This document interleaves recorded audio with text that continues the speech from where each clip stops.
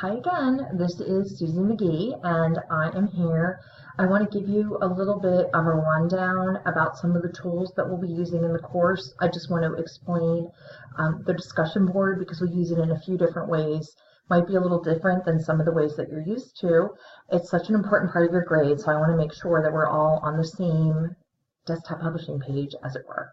Okay, so each week, obviously, you will have your introduction and then we do a course introduction. So you will have two discussion boards to do this week. So after the intro one, you will have your regular discussion board. And you will always see this little guy here when that is the case. Now, the secret to success of discussion boards, there's three. The first is post on time. Your original post is due Thursday by midnight. Okay. And then you have to respond to two of your classmates by Sunday, which is the week's end, midnight. Now, I also ask you to, when you're responding to two classmates, please mix it up, spread your fabulous personality and insights around so that you get to know different people in the course. So that's the first key. The second key is you need to show me that you are reading and applying the resources that I'm supplying in lieu of our textbook, because we don't have one, yay. You need to show me that you really are utilizing and really applying the concepts that you're learning. And in order to do that, you need to tell me what it is that you're learning or what seems to be significant to you. And according to this source, this is important, and I agree with this, because you don't have to give me a bibliography, but you do have to tell me the sources that you are referencing from this week. You are not expected to go off and do any research on your own, although you can if you want. You don't have to. Really, everything that I supply here is materials that I've curated, especially for the course. So that's really the secret to success there. Now, number three, and this is really important, and this is probably something that you're all not used to, but you have to finish the conversation on the discussion board to get full points. And that means you need to reply to me, and you need to reply to anybody who commented on your forum, as long as they post it on time. So I usually would give people, to like Monday. Let's just say you posted Thursday, you did your responses by Sunday, and then Monday morning you come on and you check and you see, oh, well, Julia left me a comment. Let me read what she wrote. Oh, okay. And then you need to acknowledge that you saw that. Thanks, Julia. Okay. And that's okay if that occurs after the Sunday deadline. I don't normally even begin to go through and grade discussion boards until maybe Tuesday or Wednesday, usually Wednesday. Also, you should know that I comment on every discussion board post that you do, as long as you post on time. And I expect that you will also respond to me. Hey, thank you, Professor McGee, or, thank you, or I read it, or got it, or whatever, just something short. I might ask you a question, and in which case you would need to answer the question. If I have any grading issues, I will note those in the grade book in private. Okay, but I do comment on every discussion forum, and I really do expect that you're reading it and acknowledging it. Okay. Now, in the first 3 weeks of the course, we also have a journal. Some of you may have never used a journal before. Essentially, the journal is really similar to a discussion board. It's just that it's private between us. Okay, so you're just going to choose Create Journal Entry. Oh, and I meant to show you this on the discussion board too, but when the window opens, I always recommend before you post a journal, before you post onto the discussion board, you type first in Word just in case. I do this when I'm doing my feedback. Believe me, I've been burned before by the discussion board,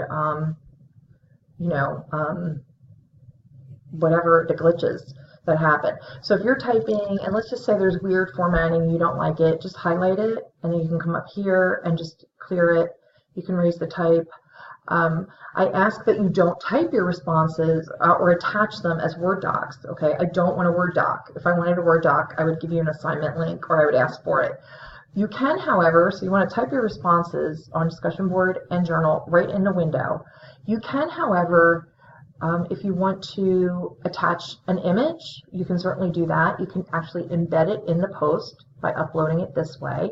And then if it comes out really huge, you can come in here, and if you just, let's say this is 800 and it looks giant, you can just put 200 manually and it'll bring down the other side manually as well. Okay, you can do an attachment this way too, which will attach a file outside of the box, but it'll still be with your forum. You can do that for other JPEGs or PNGs, or PDFs if you want to do an image that way. Okay, and then the other thing that's nice about the journal is we do 3 entries 3 weeks in a row, and it's really easy for you to see what you wrote and what I wrote for all 3 weeks. So it's really pretty convenient. Okay, now that, let me just show you one other. Oh, here I am. Another way we use the discussion board that is going to be a little different for you probably.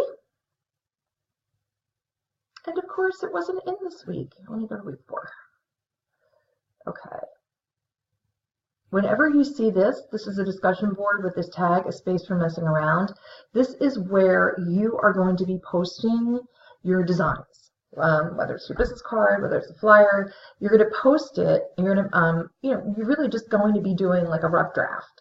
You don't get graded for what you create. As long as what you're posting is complete and you're obviously making a good attempt, you will get full points. But I will give you feedback, okay?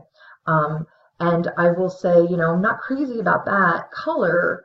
That might just be my opinion, and you can disagree with me. But if I tell you this is a grading issue, your text is way too close to the margin, that is something then that you are going to need to fix.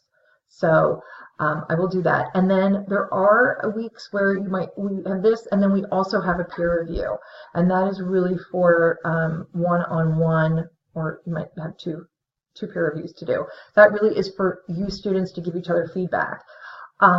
I don't necessarily comment on that. I comment in the grade book. If I think that there is a grading issue that is not going addressed, and I'm going to tell you, I'm going to say, you really need to address this issue. It's legibility, and that's a graded issue. Okay? So the idea behind the course is, I don't have to love your design, you don't have to love my designs, but you have to be able to tell me why you made the design choices that you did. Okay? And you're going to be learning a lot about, color, typography. You're going to be learning to work with grids and photos, and it's fun, and you're going to learn a lot. So trust me. So don't stress about any of this. This course is really designed for you to do well. How about that?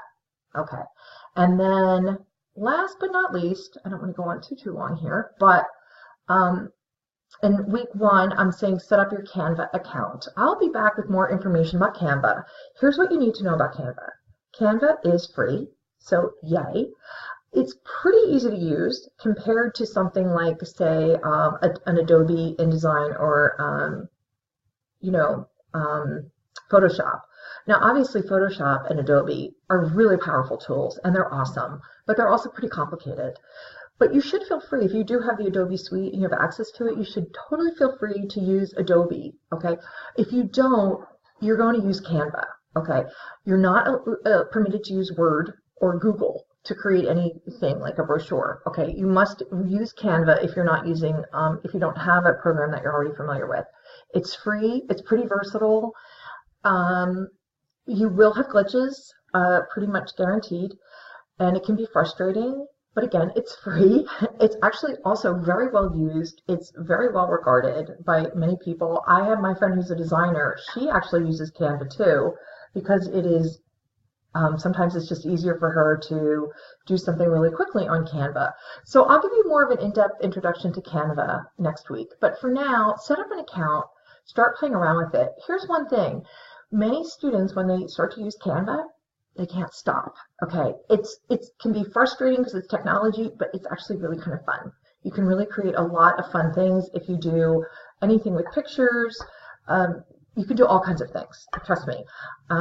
And then also students that I've had who've taken it out into to where they work or where they have their co-op or their internship, and they're like, oh my gosh, they think I'm a genius for showing them Canva. So just keep that in mind.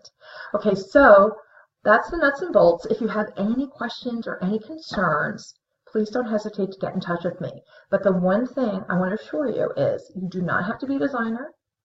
You don't even have to really consider yourself to be very creative. It's probably not true, but I'm just saying you are going to do well in this course, okay? Trust me, okay? If you do the work, you do the readings, you apply what you're learning, and you make decisions thoughtfully, you're going to do well in this course.